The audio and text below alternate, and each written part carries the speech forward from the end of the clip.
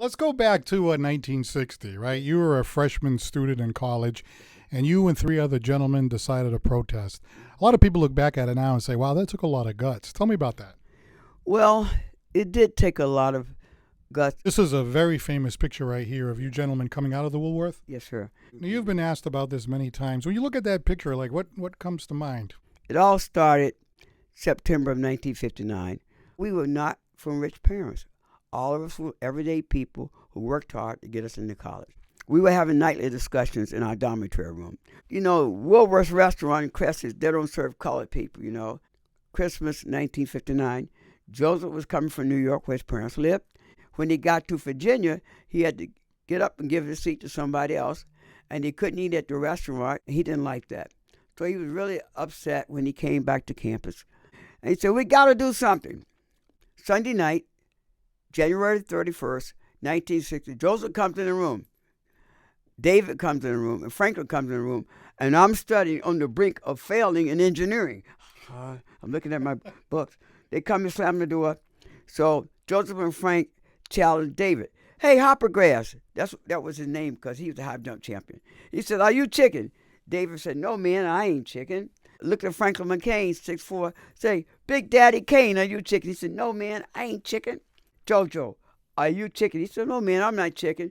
And then they surrounded me, sitting at my desk. I didn't even look up because I know they were coming after me.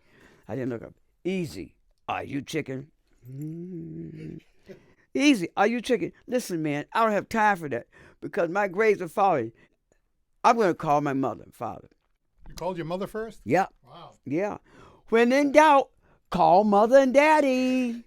So she said, you better come home and talk to you. So I said, all right, guys, we're going to my father's house. I said, Mom, guess what? What? She said.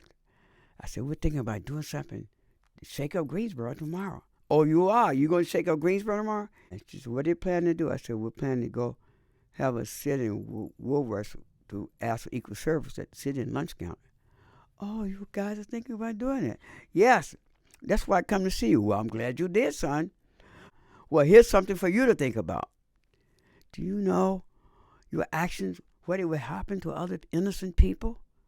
We thought about it. You better think about it again. Your duty is to go to school, get your education, and not start things that are going to get people hurt or upset the community. You guys ready to be men, huh? Yes. What happens if you're going to jail? Well, we plan, to stay there until we get out. I'm glad you're going to do that because we're not getting you out of jail. You are on the stage of becoming men. Since you're thinking of these things to change the world, you're going to take responsibility for your actions. You got that? Yes, Mother. Okay. When you go down there tomorrow, I want you to dress up like you're going to church. But Ma, no, you're my son, right? If I get arrested, she said, you're going to be looking good.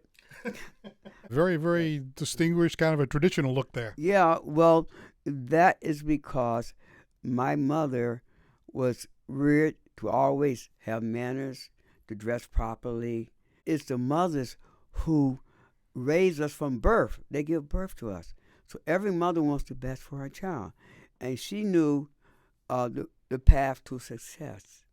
You're a good-looking young dude there. Yes. Tell that to Jesse Jackson. You hear that, Jesse? And my mother she was fortunate enough to be a school teacher. My father was a school teacher. Right. Why did you decide to do it? Well, even though they were concerned about you. Well, it was because I felt it was right. And being reared in the home I was, my great-great-grandmother's family were slaves. Wow. Before we set the lunch counter. And so that if anyone asked us, what are you doing here? We say, we purchased merchandise from you, and here's our receipts. Why can't we sit down and be served? They called the manager over. He said, you boys are causing me trouble. We said, well, we just want to be served. You all messing me up now. He said, you know what? I'm the number 2 Woolworth in the South. Mississippi is going to go beyond me. Comes in the police.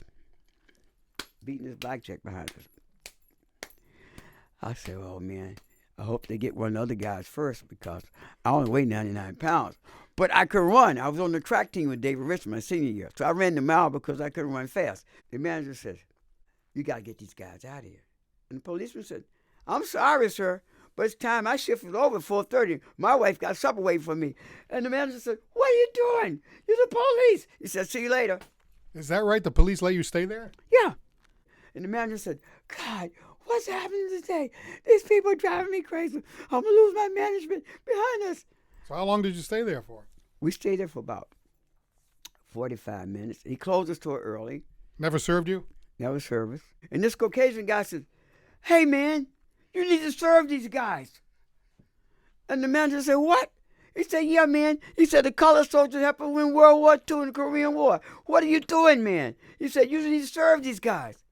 Wow, that was a good point, huh? I'm looking, oh, what kind of day is this? My history class did not prepare me for this one, you know. Yeah. The Caucasian people got up left the food, so he said, I'm coming back tomorrow with you. I've had 3 meals. I was the last one out, right?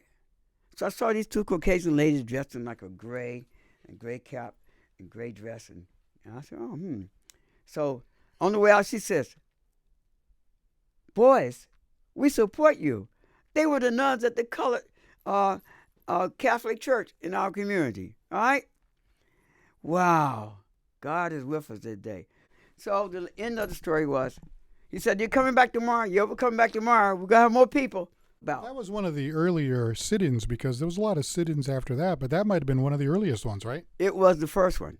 And people from Greensboro, North Carolina, who decided to join us. This was done the first week of the sit-in movement. And, of course, we welcomed that. But we had a student executive committee for justice that was formed the night of February 1, 1960 on campus. So we're having our 6th anniversary this year on February 1 in Greensboro at North Carolina A&T State University. And you had an opportunity to meet Dr. Martin Luther King. Yes. He came to Greensboro, North Carolina in 1958.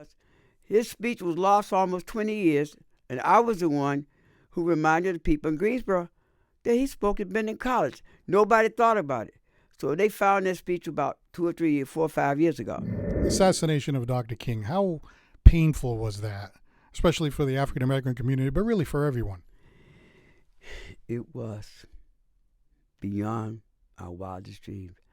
I always felt something like that would happen to him, like Medgar Evers and others. But I cried. He was a great voice for equity of all people, but they lived with that so that they pledged their lives for the freedom of all people. Last October the 12th, on a Friday, the New Bedford Historical Society, led by Mr. Lee Blake, they honored me with the first Frederick Douglass Award. New Bedford is a homeland of the free. He said New Bedford is tossed because it has people from all ethnic groups, all racial groups. This is like the United Nations. We must take advantage of what we have here and promote this because they don't have this in Greensboro, North Carolina. Everybody's separated. That's why we'll leave New Bedford probably feet first because of the blessing that New Bedford had given me. The other final question would be where we're at now, race relations, discrimination. We're standing at a pivotal point in America's history. Personally, I think we're going backwards with our national leadership. We do not need our people divided among each other on race, religion, culture. We need to be in unity. Once you're divided, you fall. Together we stand, divided we fall. So I think the American people are being divided now. We don't need a wall. We need a wall of respect and love for everybody. It's not about color. It's about character. Hey, Jibreel, this has been fantastic. It's been a great history lesson. Thank you so much.